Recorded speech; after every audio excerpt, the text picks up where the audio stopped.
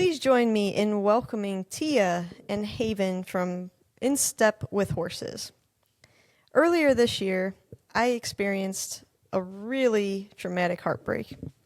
And during that process, I was trying to find ways to comfort myself, learn new skills with how to cope, and find something with which I could bond. In doing a Google search of therapeutic horse riding, I found In Step with Horses.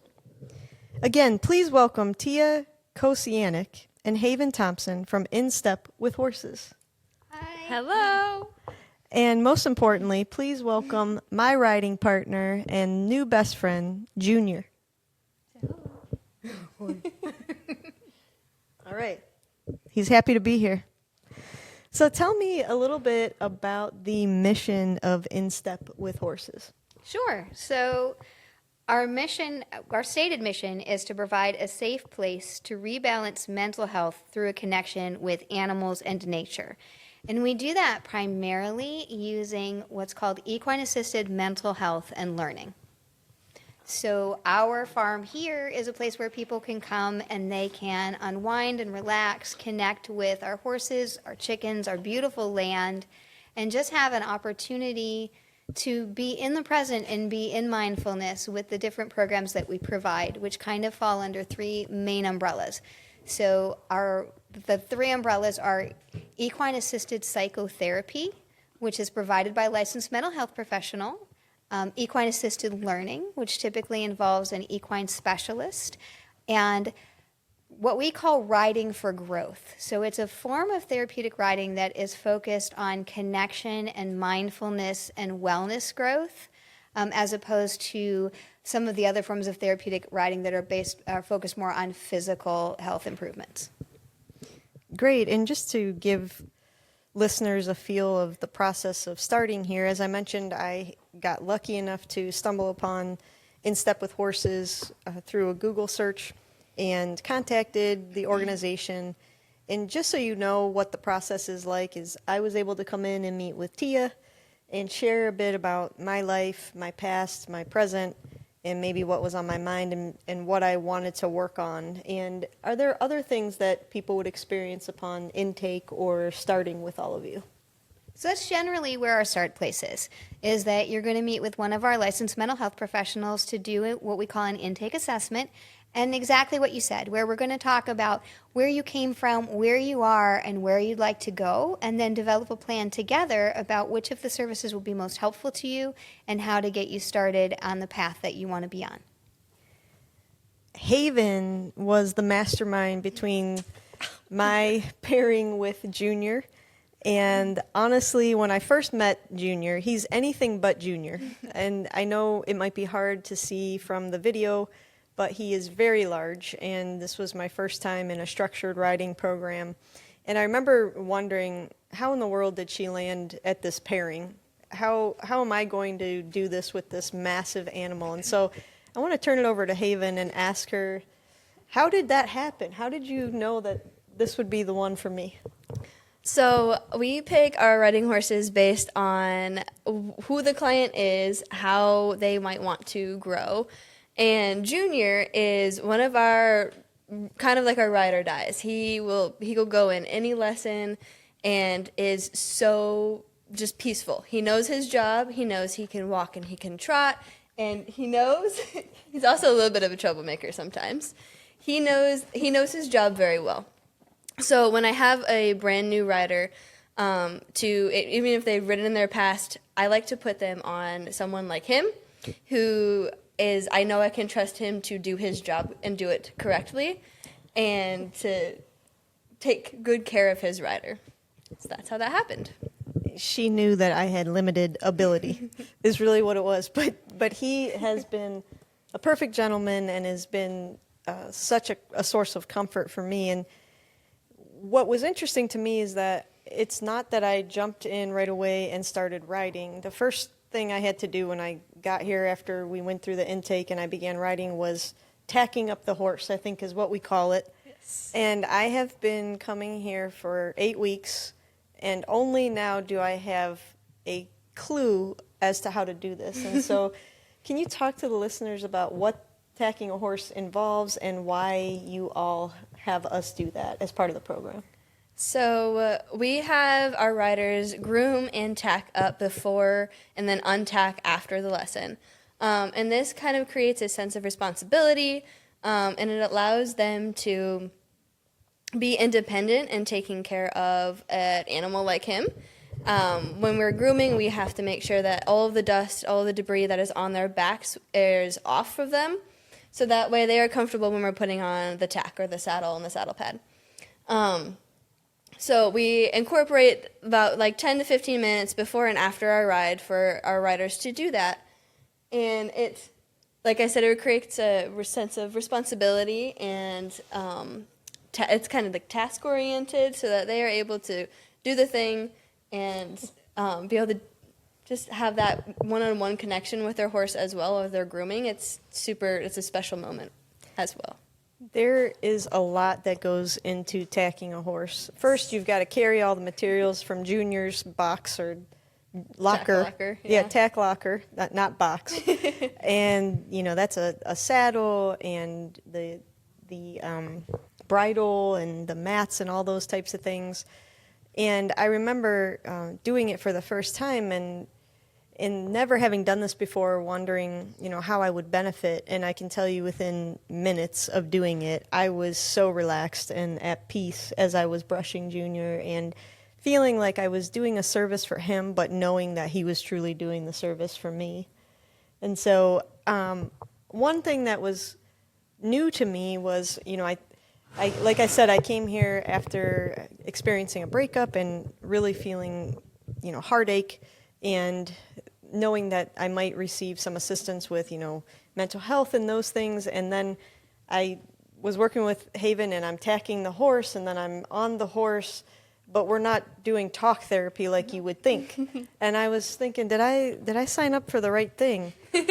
And now I know I did. But Haven, can you talk to us a little bit about what I was going through and not even realizing it at the time? So right. So when you and I had originally talked, when you came in for your assessment, that's part of what we do, right? Is I said, how do you want to experience this growth? How do you want to unpack this? And that's kind of like there are different levels, and our different services kind of address the different levels of unpacking. So if you had said to me, I really want to get in deep, I want to open up all the boxes and pull out all the ugly stuff, I want to examine it really closely, like I want to dig into the trauma and the pain that I'm carrying around, I would have suggested that you do the equine assisted psychotherapy with a licensed mental health professional, which is very similar. So it's talk therapy, but in a farm setting with horses as partners in the therapeutic process. And that can involve just sitting and talking. It can involve brushing, or it can involve movement. It can involve creating obstacles that mirror your challenges, and then taking your horse partner through those challenges to kind of sort out the strengths. So there's a lot of different things that can happen. But the hallmark for us of equine-assisted psychotherapy is that deep unpacking. If you had said, I'm interested in being on the ground, but I want to, do kind of a lighter level, like I'm looking to build confidence, I want to do some emotional regulation, reduce anxiety, that's equine-assisted learning. So that's also ground-based. A lot of times it looks the same. You might watch a session from the observation room, and it would look like exactly the same session. But how deep we're going into the challenges is different when we're doing the equine-assisted learning. And then the therapeutic riding is when we're talking about, okay, I want to experience more wellness. I want to do some emotional regulation. I want to process some grief. But I'm also really interested in riding, and kind of, is that the right level? And so for you specifically, we were able to sort out that what you were looking for was a recreation activity that would bring you joy and connection and help you as you kind of process through this grief yourself, if that makes sense. And that's the reason that we chose riding when we were meeting. And I really appreciate it, because I think you hit the nail on the head with your assessment of me and what I was looking for. And what I liked is that there wasn't pressure for me to know what I needed, but rather the opportunity to come and talk with you and just share and know that you were going to give me the best plan. And that's truly what it's been. Got some interesting sounds behind us. It is not us, for those of you who are not watching via video. I think, Tia, you kind of took us right into the question I wanted to ask next. You started talking about, emotional regulation, confidence. What other kinds of skills do riders or participants learn while working with the horses? So a lot of the different kinds of skills that a rider or even in equine assisted learning and EAP, equine assisted psychotherapy, might learn are nonverbal communication. All of our horses, they don't talk to us, right? So you have to look at their body language and kind of decipher what they might be telling us and how they might interact with each other too. Those are all nonverbal communication. So if someone was coming in and wanted to kind of experience that, we can do herd observations in like EAL and EAP, where they can watch how horses interact with one another and then kind of relate like, okay, what did that horse say to one another or that other horse? So then you're kind of able to take that and be like, maybe I can take whatever I learned there and apply it to other humans. Because we also talk a lot with our nonverbal communication, and I don't think people realize how much we actually use our bodies as communication. So, and because that's all they use is their bodies for communication, it kind of opens up that mind, and you can able to see that a little bit better. And then give and take. So horses push other horses around, and then they back off. So you can kind of see that as well in the herd communications. And then with us and them, they kind of, how we train them in general is we give and we take. So we put pressure and we take away pressure. So learning how to do that in life is kind of difficult because you don't know how much to take or you don't know how much to push and then how much to, relax and give back. Can I jump in real quick? Yeah, go for it. I feel like it's really helped me with boundary setting. Yes. So can you talk a bit about that? Yes. So setting boundaries with a very large creature like him, like Junior, can be really difficult because you might not know how hard to push and certain things, and that is why I'm here to help you with certain things like that. So creating boundaries when he's pushing on you, like he's been, pushing our heads, he wants something. He's trying to communicate to that us as well. But when he's on the ground and he's pushing you around, you'd be like, absolutely not. Like, we cannot be pushed around because your head is the size of my torso, right?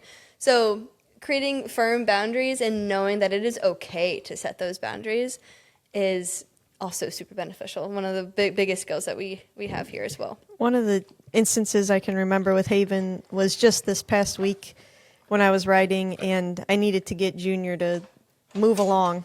And she said, use your reins and give him just a little swat. Yeah. And I asked her, is this going to harm him? She said, it's like you're like a fly on his body. Yes, you are a butterfly. And I think that's so true. It really translates into real life when you're trying to establish boundaries. Is this going to hurt the other person? So you've got to kind of reconcile what you need, what they need. And this really does teach you a bit about that. Yeah. You want to do more? And it's okay to raise your voice. Yeah. Like that's something that you learn with the horses and they are the same. So they'll say to you, no, thank you. Emmy is a prime example. Emmy will say, no, thank you. And if you're like, are you sure? She's like, no, I'm serious. No, thank you. And if you ask again, you're going to get a, I mean it. And there's about to be a problem up in here. So being able to, in our own selves, particularly as women, we don't raise our voice. We will allow ourselves to feel uncomfortable and not get any louder. And it's okay if you've said it and it's not being heard or the boundary's not being respected, it's okay to increase your volume or increase your strength or increase your stance to hold your own boundary and your own safety and your own self, your own authentic self. So I think that's really important. Well, and I think, for me, my personal experience, my dad left when I was 5, and so I never wanted to establish a single boundary with anyone because I figured that would push them away. And Junior has really helped with knowing it's okay. We give and take, as Haven said. It's push and pull all the time. And so it's been super beneficial in that regard. But I know you had a list of other skills that we're working on. Kind of going back to a little bit of the boundaries and give and take is gentle leadership. Sometimes we might come on a little bit too strong. So it's all of that give and take, right? And horses want to be more of a partnership to us than they do constantly being pushed around, right? So creating a partnership like you have with Junior is he now understands, like you've laid some of those ground rules down. You've established those boundaries. Like you're not allowed to push me around. He says, okay, then I'll walk with you calmly and quietly. And that creates in you are now leading him to the place that you want to go, right? Which is crazy because he's huge. Yes, he is very large. So to take that and put it into your life as well. Like I've laid those ground rules now, and now I'm going to gently lead wherever I need to go, where I need to go, and whoever wants to follow me can follow me. Beautifully stated. Anything more you want to say? No, I think Okay. I think that was awesome. For me, when Haven said you're paired with Junior, the panic set in. I was looking for all of the escape routes, any exit I could find, and thinking I've got to quit after today. This is not going to work. And then even when she told me at the end of a lesson, I thought we were going to mosey back over to a little staircase that you use to climb up onto Junior, but evidently you don't do that. You exit, flip yourself off the horse, essentially. It's really not what happens, but it felt like I flipped myself off. And I think I did because I was terrible at doing this, and he's huge. I can't emphasize how big he is. We'll get another photo to demonstrate. Yes. But what would you say to someone like me who might initially want to do this but might be terrified of working with such a massive animal? I would love to. So we have Ladybug and Pixie, and Ladybug is about the size of a large dog, and Pixie isn't much bigger. So for somebody who's interested in this modality, is willing to find their feet on the ground, if you will, before we ride, because neither of those two are appropriate for riding for most people, then we're happy to start out with what we call the littles and let them introduce people to the world of horses and introduce people to the world of horse handling, because even though they're small, they also respond to the same sort of herd dynamics. They also push each other and move each other around. They also communicate about food sources and resources and space. And so the same opportunity to learn is there with them as with the bigger horses, just on a much smaller scale. So that option was not provided to me when I started. But this is good. I needed to be pushed, and I couldn't have asked for anything better. But I just wanted everyone to hear that there are options, and they will ease you into it. And even in working with Junior, Haven was there right beside me and reassuring me, knowing that I could do it. And then I came back one week where, it's just me right now riding, and Haven said, you can pick any horse that you want. And I picked Junior. But you can do it, and the bond that can be created between the two of you, regardless of size differential, is really pretty spectacular. Knowing that our listeners may not be horse riders or may not be familiar with them, what is something about horses that you want to share with our listeners that you think may surprise them? They are born with all the teeth they're ever going to have. Oh. So I never knew that. Yep. So when they're born, their entire tooth is up inside what are called the sinuses in their upper jaw and lower jaw. And over their lifespan, they grind. One jaw goes one way, the other jaw goes the other way. So they grind the teeth down. And so a little fun fact about that is that if you've ever heard the saying, "Don't look a gift horse in the mouth," a knowledgeable person can tell from the way that the teeth are worn roughly the age of the horse, even if they don't have any background information. So that saying is from the idea that if somebody gives you a free horse, you should not be so rude as to look and see how old it might be, at least not in front of them. Yeah, we don't like to ask ages, but spoiler alert, Junior's 27, right? 27. He's doing good. Oh, yeah. He is doing good. And even just with his age, just to share another insight into what we do when we're tacking is, I'll never forget Haven the first time telling me you've got to clean the hoofs. Yeah. And me looking at her what does that mean? How do I do that? And she said, just, grab his leg. And she showed me how. And of course, I bend down and nothing happens. The leg is still firmly in place. No hoof has been lifted. And so over the course of many weeks, we worked with how to do that. And you learn about your horse that Junior has some arthritis, and so it can be tough on him, at age 27. But then this past week when I came, he must have known I was about to do it, and he's probably sick of me trying to do this and doing it the wrong way, and he just lifted the leg right up. And it's so, as much as it's rewarding, in terms of gaining some of these other skills like emotional regulation, it's also rewarding to know you're caring for this guy, and at his age, he's being treated so well by the people here. Like, most of the time in our lesson, he'll run toward Haven. Yeah. You can see the bond between all of you. Yes. Yeah. What made you two want to get into this work? I'll ask each of you to answer that. You go first? Okay. You go first. All right, I can go first. So I have been a lover of horses since I was a little girl, and I've been a horse person since I was about 9. And when I was in school the first time, when I went to college at a traditional age, I studied psychology because I had realized in my mid-teens that I wanted to be able to help young people who were struggling. And so the path that made sense to me at that time was the path of psychology. And then as I got, out into the world a little bit more, I realized that psychology is a long path before you're able to help someone. And I wish I had had a guidance counselor who had been able to explain to me the difference between psychology and social work, because social work allows you to get into the actual work of helping people with a bachelor's degree, which is amazing. So I had some time away from horses, and I had some time where I was doing some other things. And then my alma mater came up with offering a major in therapeutic horsemanship. And I was saying to people around, if I were a student now, that would be what I would do. Like, that's exactly the right thing. And I was in my 40s at that point. And one day I just thought, well, why not? Why not me? Why not now? And so I sent an email and I registered to go back. And so that's how I found out. I kind of knew about this work.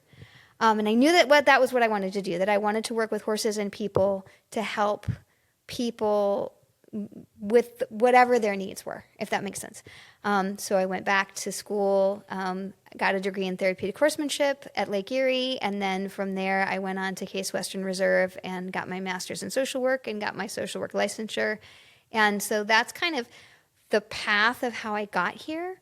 But the beginning inspiration was a 13-year-old girl who had a friend who was really struggling, who was talking about the people who were helping him, the social workers and the therapists and the counselors who were helping him, and knowing that that was the thing that I wanted to do with my life. It's so sweet. Yeah. So for me, I have loved horses since I could walk. And my mom grew up on a farm and always shared all of her stories. And I think I was like 4, and we went to Wisconsin to meet my grandparents, or I guess my grandpa at the time, and he had this little pony. His name was Pony Boy, and for whatever reason, my mom did not have me in shoes. She had me in flip-flops around Pony Boy, which is something you don't do for non-horse people out there. You always wear closed-toed shoes because their feet are large and yours are not. So for whatever reason, this ponies are a little more. They have a little more Salty. So yeah, they're a little salty, have a little more personality. This pony kept stepping on my feet on purpose. He would walk over, step on my foot, and then I would push him off and go cry to my mom and then come back. I kept coming back though.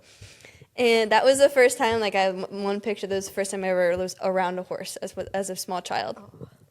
After that, I had a long break from horses. I lived in suburbia, so I didn't really have the chance to have any horses. And I was in 8th grade, and my best friend was like, I ride horses, let's go. And I was like, okay. So ever since then, 8th grade, I started riding with her. And then I had no clue really what I wanted to do with my life, except that I wanted to help people in some sort of way. I've always been an animal person my entire life, and I was like, how can I use animals at any type to influence other people and like help them in some sort of way. So at a spur of luck, I got Lake Erie College's therapeutic riding program on, just got a pamphlet. It was sent to me from, it's like an hour and a half away from where I actually am. And my mom opened it up, and it was in my senior year of high school, and she's like, this is what you're going to do. And I was like, you're so right. The one time in life you tell your mom that. Yes, exactly.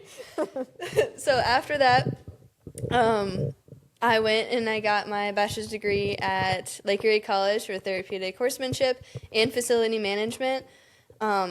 And then I did an internship here at In Step with Horses, and I have not left since. I did an internship in December, and I graduated that May, and I have been here ever since. And I think what's really awesome is you can tell the passion is so evident with both of you.